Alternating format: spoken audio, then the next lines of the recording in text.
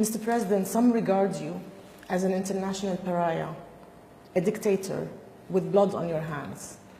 Give me an argument for why you are not, when in the past 7 years, hundreds of thousands of Syrians have been killed, arrested, imprisoned, and even tortured.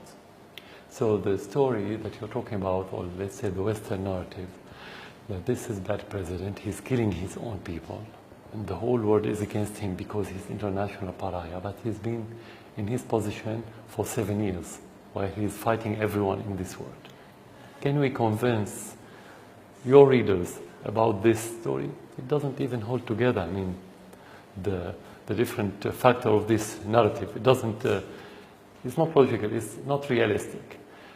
So this president is in his position because he has support of his own people. So how could he have this support while he's killing the same people? So the story is not correct.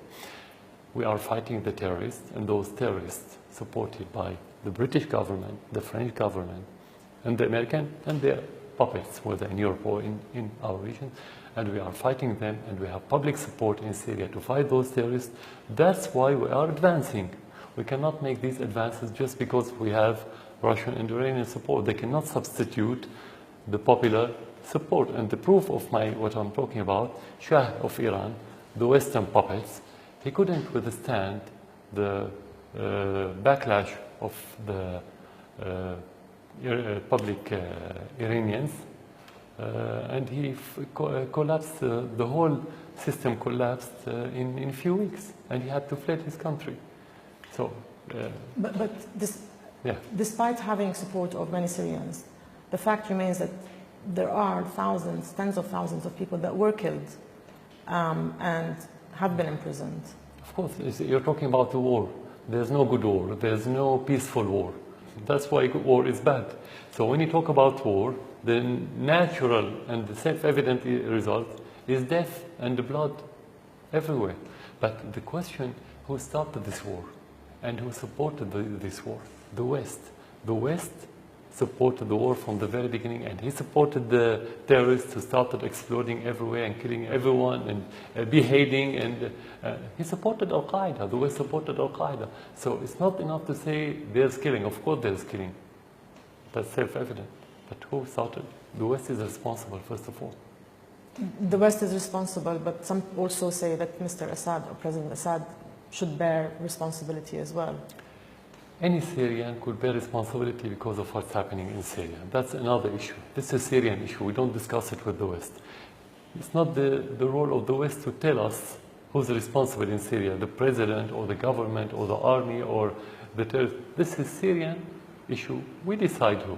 The West is in no position to tell us. But at the end, it's not his role, but he interfered in a sovereign country and is responsible of the killing in our country, regardless of his narrative and his lies. Russia appears to be making a lot of decisions about Syria, whether about foreign troops withdrawing, to deals being struck with Israel over southern Syria, to which weapons you may or may not have. Does Russia now make your decisions? Russia is fighting for the international law, and part of this international law, the sovereignty of different countries, of the sovereign countries. Syria is one of them. Their politics, their behavior, their values is not about interfere or dictate. They don't. We've had good relations with Russia for more than 6 decades now, nearly 7 decades. They never, during our relation, try to dictate, even if there's differences. And because there's a war and because there's high dynamism in our region, it's natural to have differences between the different parties, whether within our government or with other governments. Russia, Syria, Iran, Russia, and within these governments. That's very natural. But at the end, the only decision about what's going on in Syria and what's going to happen, it's Syrian decision, mainly by the Syrian government.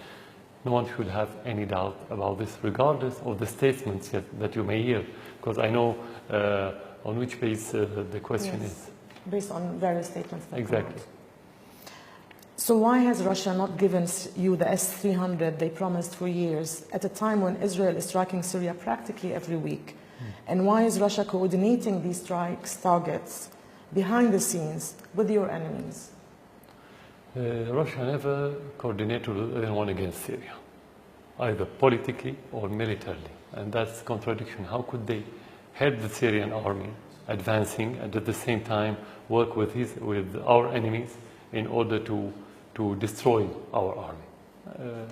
But they usually know in advance where the attacks are going to happen. No, Therefore, that's not true. That's not true. Okay. Definitely, we know the details. Regarding the S-300, why they announced it and then they start talking about it, you better ask the Russian officials. It's a political statement. They have their own tactics. But whether they send it or they're going to send it or not, this is a military issue. We don't talk about it. Your wife is British and you've lived in London for many years. Is there anything in particular that you miss from your days there? Definitely. I lived in London. I learned as a doctor.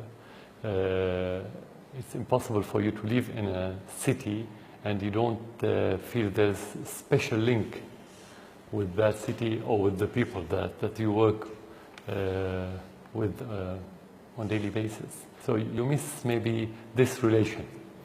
But it is sometimes in contradiction that the same city that you like is the same country that's been attacking your country, which is not good.